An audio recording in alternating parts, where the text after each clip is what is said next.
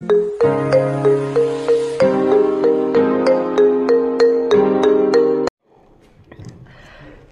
Everyone, my name is Rupal और आज हम डिस्कस करेंगे सब्जेक्ट बायोलॉजी 12th और नीट के लिए। 12th बोर्ड में किस तरीके से करना होता है और नीट में कैसे करना होता है, ये सारा सिलेबस डिस्कशन आज हम इस वीडियो में करने वाले हैं। ठीक है, तो हम सबसे पहले शुरू करेंगे 12th की फर्स्ट यूनिट जो होती है वो रिप्रोडक्शन की यूनिट होती है, जिसमें 3 चैप्टर रहेंगे तुम्हारे। तो देखते हैं किस प्रकार से उसका वेटेज रहेगा। फर्स्ट जो चैप्टर रहेगा उसमें रहेगा वो सेक्सुअल रिप्रोडक्शन,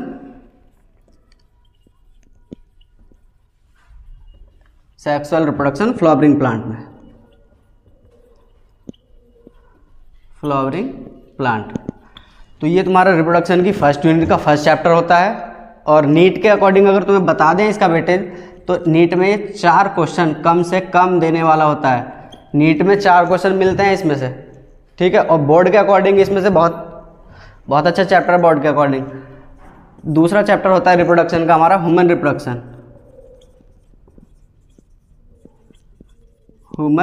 रिप्रोडक्शन। नीट के अकॉर्डिंग बता दें तो नीट में ये 4 से 5 क्वेश्चन तक कर लेता है। बहुत ज़्यादा इंपॉर्टेंट चैप्टर, बहुत इजी सा है, समझ लेते हैं इसको, समझ लेंगे अपना।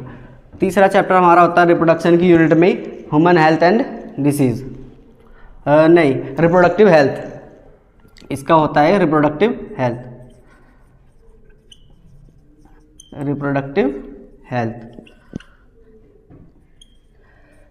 भाई 2 पन्नों का चैप्टर है, बहुत छोटा सा चैप्टर होता है रिप्रोडक्टिव हेल्थ, और कम से कम 2 क्वेश्चन कम से कम होते हैं, और ज़्यादा से ज़्यादा 3 क्वेश्चन दे सकता है। मिनिमम 2 क्वेश्चन, कम से कम 2 से 3 क्वेश्चन, बहुत इजी नीट के लिए। ये सारा नीट के अकॉर्डिंग है। फिर हमारी दूसरी यूनिट शुरू होती है जेनेटिक्स की यूनिट। जेनेटिक्स की यूनिट में हमारा शुरू हो जाता है। जेनेटिक्स की यूनिट्स में सबसे पहला चैप्टर होता है वेरिएशन इनहेरिटेंस वाला, inheritance and variation.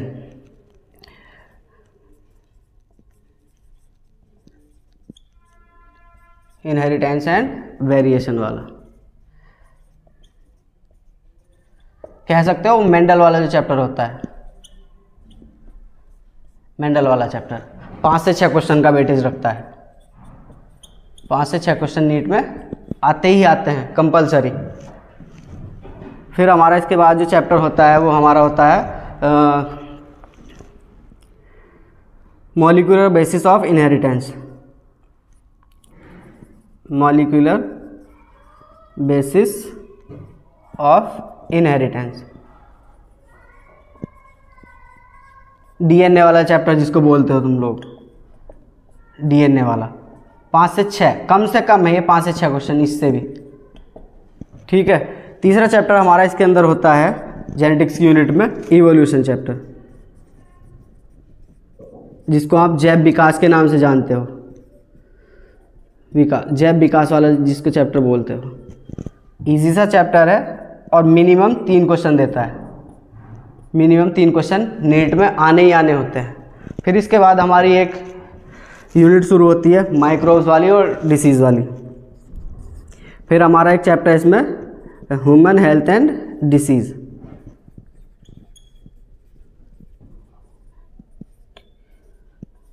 Human health and disease 4 से 5 क्वेश्चन का वेटेज आता है। बहुत इजी से क्वेश्चन आते हैं इसमें ह्यूमन हेल्थ एंड डिसीज़ से, प्रीवियस से सारे के सारे कंप्लीट हो जाते हैं। फिर उसके बाद हमारा एक चैप्टर होता है इसके अंदर microbes in human welfare.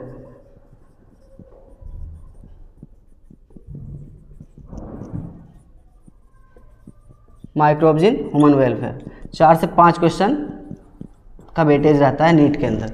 Easy सा चैप्टर है। फिर इसके बाद हमारी यूनिट शुरू होती है, इसके नीचे तो आएगा ना, तो नेक्स्ट यूनिट शुरू होती है हमारी बायोटेक्नोलॉजी। बायोटेक्नोलॉजी जिसमें पहला चैप्टर हमारा होता है biotechnology principle and process, biotech. Biotechnology principle and process काफ़ी इम्पोर्टेंट चैप्टर है। 4 क्वेश्चन का वेटेज कम से कम का रखती है, 4 क्वेश्चन आने वाले होते हैं।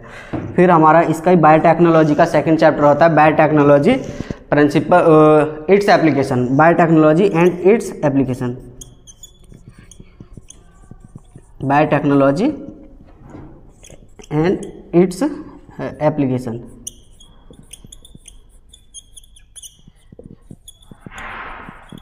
एप्लीकेशन 4 से 5 क्वेश्चन का इसमें भी एवरेज रहता है, 4 से 5 क्वेश्चन का एवरेज।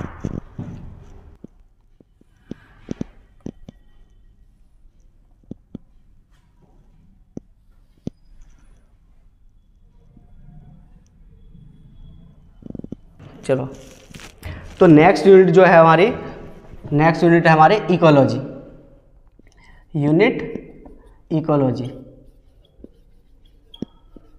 इकोलॉजी, इकोलॉजी में जो हमारा चैप्टर शुरू होता है organism and population, organism and population काफ़ी इंपॉर्टेंट चैप्टर है और 3 क्वेश्चन कम से कम रखता है। 3 क्वेश्चन का वेटेज है नीट के अकॉर्डिंग, नीट में 3 क्वेश्चन आते हैं इससे। और हमारा 12वां चैप्टर बनता है इसका इकोसिस्टम, इकोलॉजी का सेकंड चैप्टर इकोसिस्टम। इकोसिस्टम भी भाई 3 क्वेश्चन का कम से कम का वेटेज है, क्योंकि हमारी पूरी की पूरी इकोलॉजी 10 क्वेश्चन का वेटेज रखती है नीट में, तो 3-3 क्वेश्चन का एवरेज इनसे बन जाता है। लास्ट चैप्टर हमारा बचता है इसमें बायोडाइवर्सिटी एंड इट्स कंजर्वेशन,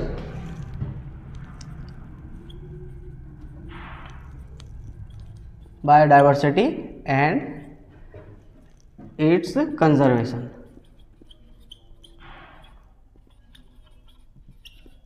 भाई 3 क्वेश्चन का कम से कम वेटेज इसमें है, तो हमारी पूरी इकोलॉजी लगभग 10 क्वेश्चन की होती है और 3-3 के अकॉर्डिंग हम इसमें से क्वेश्चन का अनुमान लगा के रखते हैं, आते ही आते हैं इतने क्वेश्चन।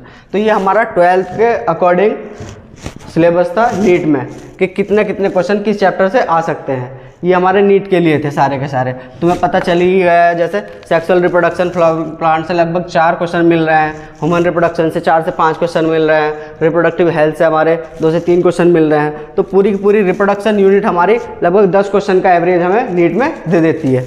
फिर हमारी जेनेटिक्स होती है, जेनेटिक्स का पहला जो चैप्टर है तुम्हारा इनहेरिटेंस एंड वेरिएशन वाला, जिसको मेंडल वाला चैप्टर भी आप बोल देते हो, 5 से 6 क्वेश्चन का एवरेज रखता है। फिर तुम्हें पता चली गया मॉलिक्यूलर बेसिस ऑफ इनहेरिटेंस, जो डीएनए वाला चैप्टर होता है, ये भी कम से कम 5 से 6 क्वेश्चन का एवरेज रखता है।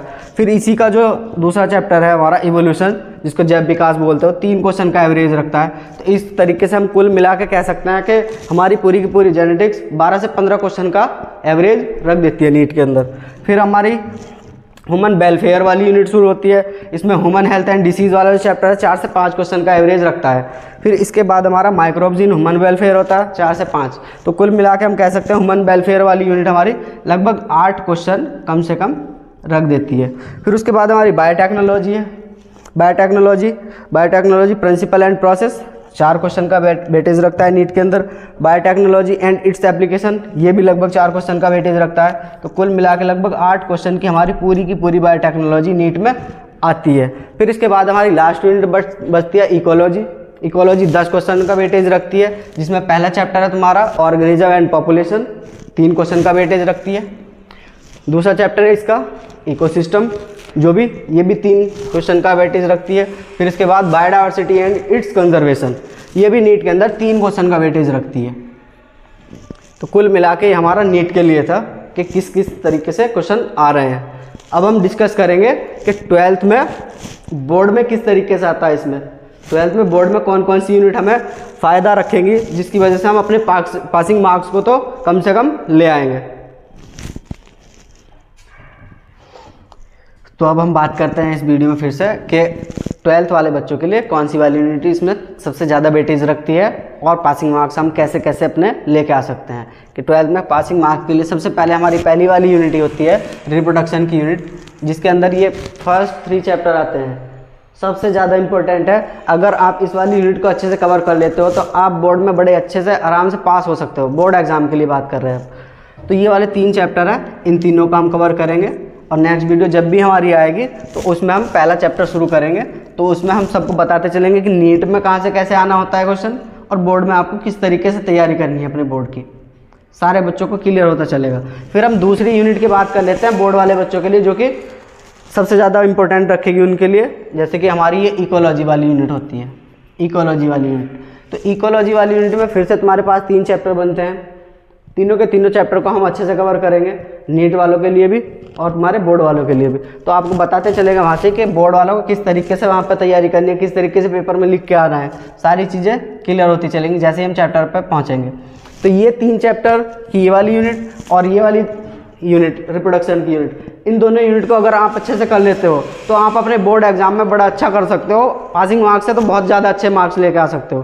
तो आपको टेंशन नहीं लेनी है। जैसे ही हम फर्स्ट चैप्टर अब कंप्लीट करेंगे अपना सेक्सुअल रिप्रोडक्शन नेक्स्ट वीडियो के अंदर, तो उस वीडियो में अपना शुरू कर देंगे तो आपको पता चलने लगेगा नीट के लिए कहाँ से हम लाइन टू लाइन कवर करते हुए चलते हैं। और लाइन टू लाइन कवर करेंगे नीट में, आपको पता चलेगा कहाँ से कैसे क्वेश्चन आ रहे हैं, बोर्ड में किस तरीके से क्वेश्चन आ रहा है, वो आपको अच्छे से पता चलने लगेगा।